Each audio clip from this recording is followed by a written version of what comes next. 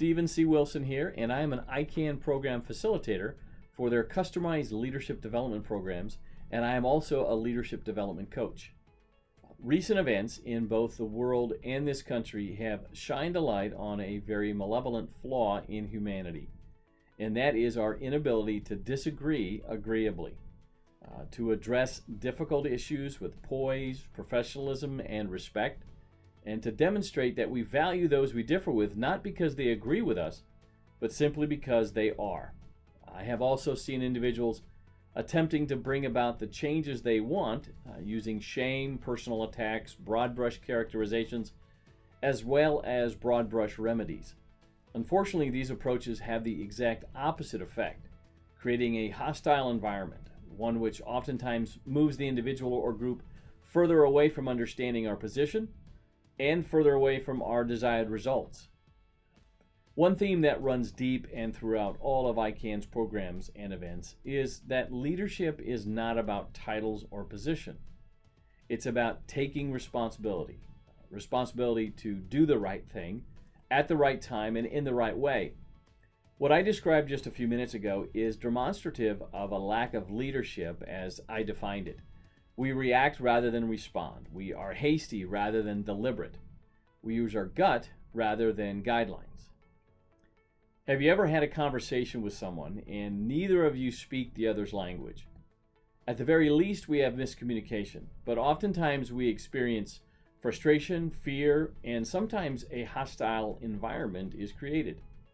Back in 1991, I was part of a humanitarian team that went to India, and it just so happened that it was election time. Everywhere we went, tensions were high, violence filled many of the streets, and on several occasions, our lives were actually in danger. What added to the fear was my inability to understand the words that were being spoken to us and around us. On one such occasion, we were in a small village and two groups were discussing our presence there. Based on body language, tone, inflections, volume, we should not have made it out alive. However, we came to find out that one group wanted us there and the other did not, and they were arguing about what to do with us. Had I been able to communicate in their tongue, or they in mine, the fear, the tension, the drama would have been minimized and quite possibly removed altogether. Now let's take it to the home or the workplace.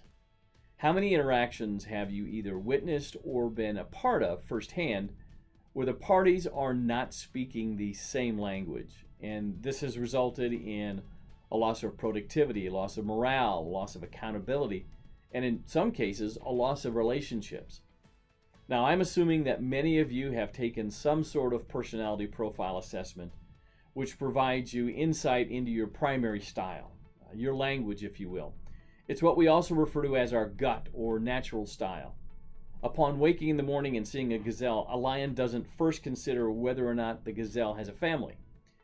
It reacts according to its nature, its gut.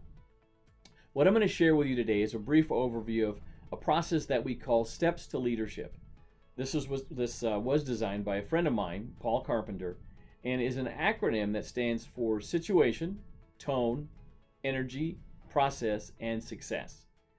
It's a process that enables us to move from gut to guideline, reactive to responsive, to move from our native language to that which the situation requires.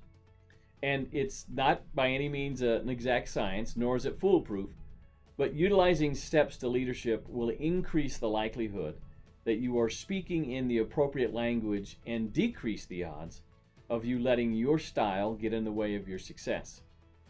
I'm sure you've heard the term in the zone.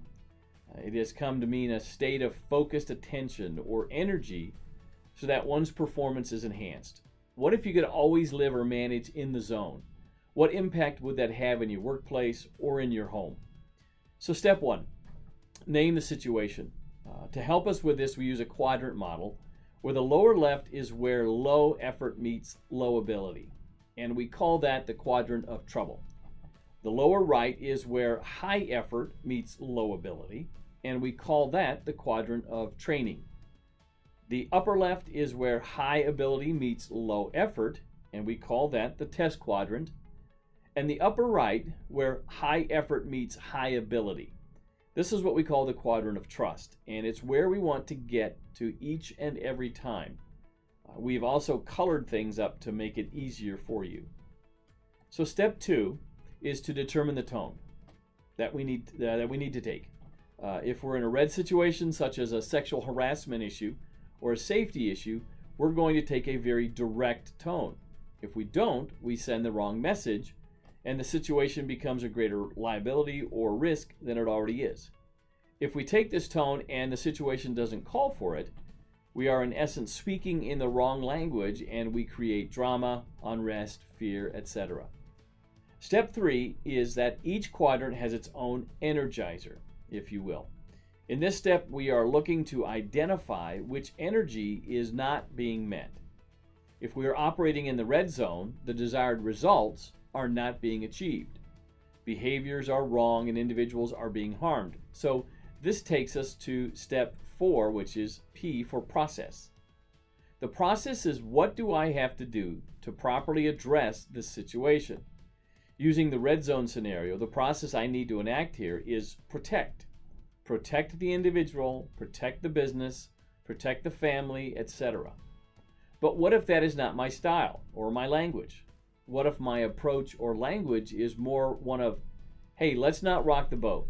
If I don't adapt to the appropriate language, my style is going to get in the way of my success and lead to an increase in trouble. Increase in the risk, increase in the liability. Finally, let's move on to step 5, and that is success. How do we know that we have addressed the situation successfully? Again, in the case of the red zone incident, success is determined by whether or not we have contained the liability, the risk, or the danger. Learning a new language takes time, practice, patience, and a lot of hard work. So it is with learning to adapt your language of leadership, but the rewards are well worth it. Thank you so much for being with us here today, and while it's not always to play your A game at work or at home, please know that ICAN is always here to help you play your best game.